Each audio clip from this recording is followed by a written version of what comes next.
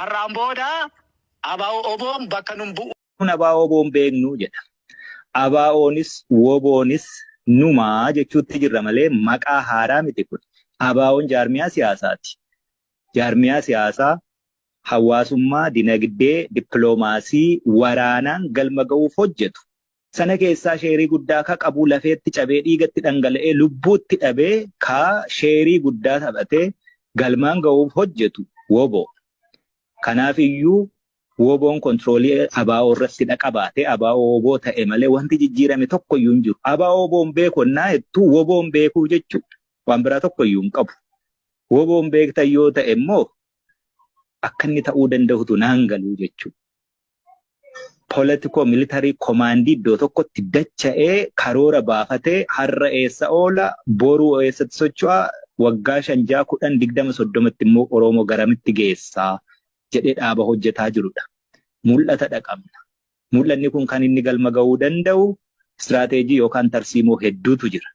Kanaaf dhiisaa waliin harcaasiina. Namni baay'ee odeessaa ture waggaa 3, 4, 5 dura sinuma odeessa. Wanti inni odeessaa ture ennaa waggaa 1 darbu, ennaa waggaa 2 darbu, ennaa waggaa 3 darbu gaafa question godha, measure godha. Lafarratti nama hojjetu barbaada. Oromoo rakkoo Oromoo teessee Oromootti himaa yoo oolte homaa gatii hin qabu. Balbala namaa rurrukuti. Deemi waa barbaadi. Gara deemetti miilli taa'u silaaftuu homaa gatii hin qabu. Miilli deemu garuu waa dhala wayitti bahaa jechuudha. Balbala namaa rurrukuta. Profeesar Mahammad dhiyooma kan innaa waasoo dhagaye. Gaaffii Oromoo jennee Oromoon rakkoo qabdi jennee biyyoota adda addaatti deemnee waraqaa barreeffannee galfannee waraqaan keenya dubbifamuu diddee shelfii taatee achitti dhukkee irra qubataa jedhe. Dhugaa namni nun dubbisu ture. Akka Oromoo akka WBO'tti dhiisiiti akka Oromoottuu sabni guddaanii lakkoofsi isaa hammana ga'uuf lafa dachee hammana bal'attuu qabdu suni akka sabaattuu hin beekamtu.